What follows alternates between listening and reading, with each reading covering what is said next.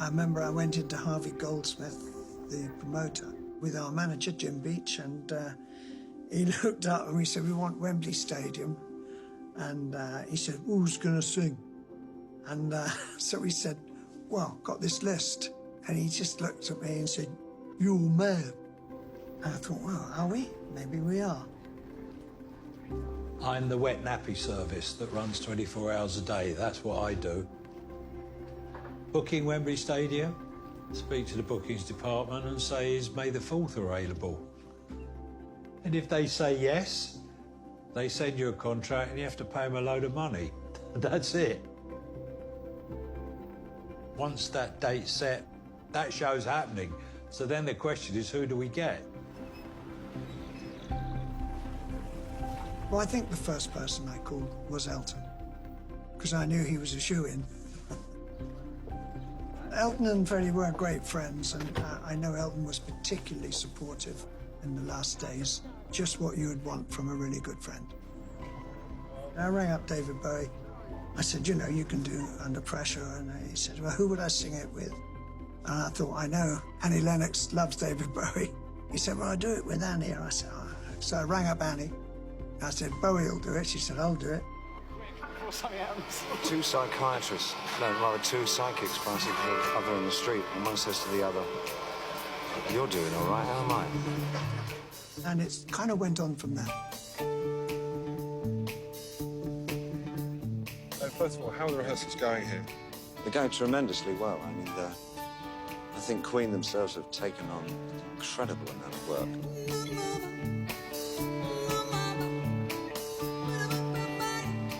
You know, we'd lost Keith Moon, so I knew what they were going to be going through emotionally in themselves, and it's incredibly traumatic, I can't tell you.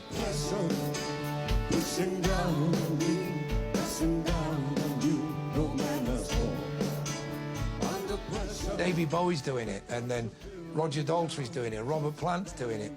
All kinds of people who were really heroes to us. And then a lot of people who were there younger than us, to whom Freddie had been a hero. So Extreme, Metallica, Guns N' Roses. And everybody said, Guns N' Roses will never turn up.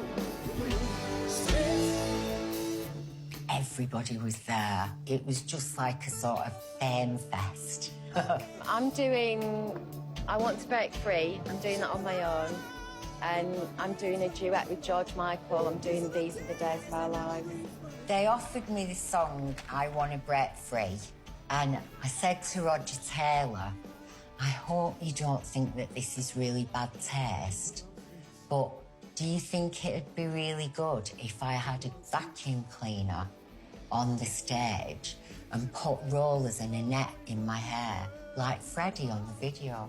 And Roger Taylor was so lovely, and he got hold of me and he just said, bad taste is what this band is all about, darling. And it was so lovely, and that's it. That was that. I think at rehearsals there was a definite feel of respect and a responsibility. It's scary enough to play with Queen anyway, and also thinking that you're taking the place of someone that was such an incredible performer. Queen were the first concert we ever saw. We were 11. I mean, we were enthralled. So George's only stipulation was that he wanted to sing Somebody to Love.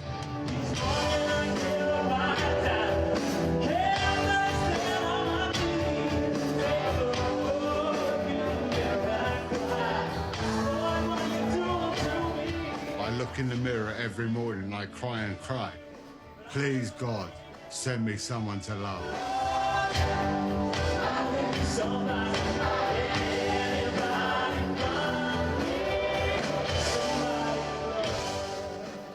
He had the world at his feet, sold 100 million records by this time.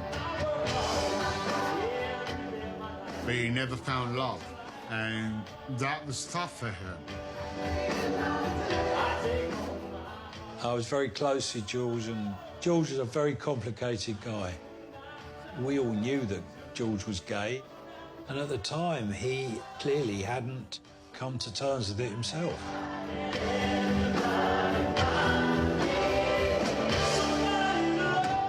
When I was 19, I came out to various friends and one of my sisters, and I said I was going to talk to my mum and dad, and was persuaded in no uncertain terms that it really wasn't the best idea. There was this sort of weird stigma attached to it all. And it was like, because he was this sex symbol, that he couldn't come out of the closet. This was one lie that I'd been kind of trying to tell people in my own way for years and years, and I don't think I would have had the same career. My ego might not have been satisfied in some areas quite as much, but I think I would have been a happier man. The week of rehearsals, we were there 4 days out of 5.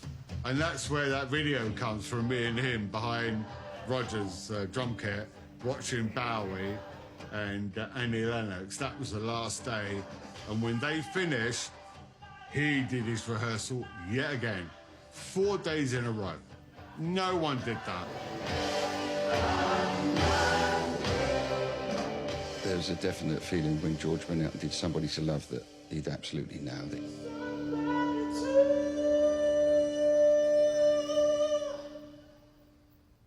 There weren't any tantrums, there wasn't anything like that. Nobody was more important than anybody else. There wasn't one person who was making a fuss, because there's always usually one.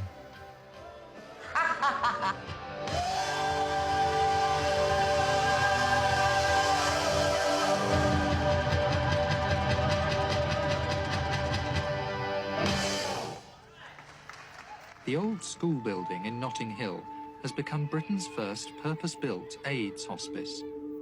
I've been working at, well, not working, I've been volunteering at London Lighthouse. People with HIV could go for respite, go for security, go for counselling, and their friends could go along and visit them. It was a safe place. And I managed to get tickets through one of my friends who worked there. I've never been a concert goer, apart from Tina Turner, bizarrely. And so to go to Wembley, I'd never been to a football match at Wembley, so I wasn't aware of the space of it. And when we got there, it was like, wow. A very good afternoon. Freddie Mercury died of AIDS in November of last year. Love and respect for the man, together with a passionate commitment to do something about the disease, has led to this event. Some of the great names in world... We had great seats, and I felt privileged to be there. 72,000 packed inside, tens of thousands are still arriving, and 500 million people watching on TV, on satellite around the world. In a way, the concert is quite important for us because it's our way of saying goodbye to Freddie as well. And I think we need to do that before our minds can really move on.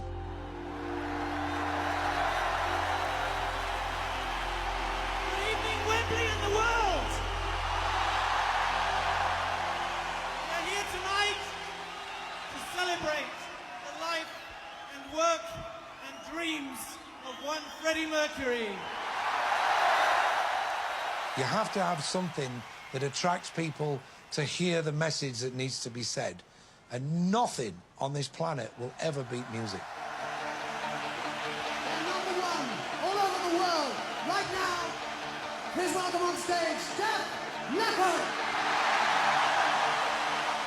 Good evening. Are you all enjoying yourselves?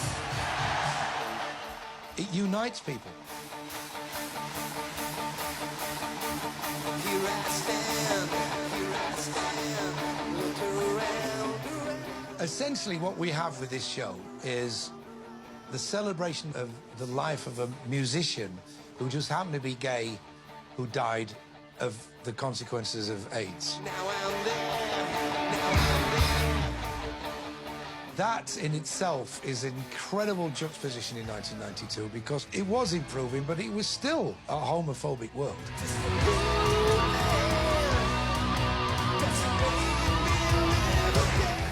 I think that the fact that you've got this, what you might call very heterosexual rock opening up the show for the first hour, I think that juxtaposition is actually beneficial.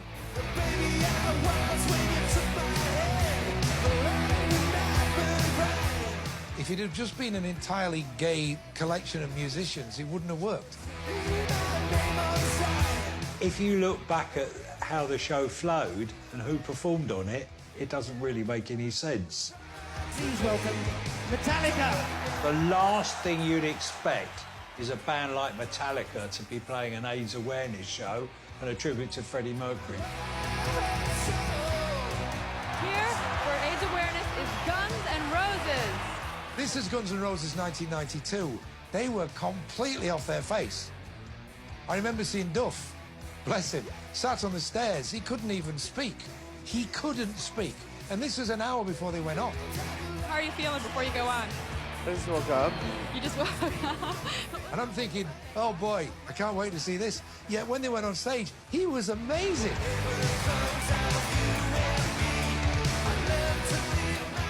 There would have been a lot of heterosexual people that loved Queen that went, oh, I'm not keen on the gay lifestyle bit. But for the majority, most people just didn't care. They were there to celebrate Fred. Thank you.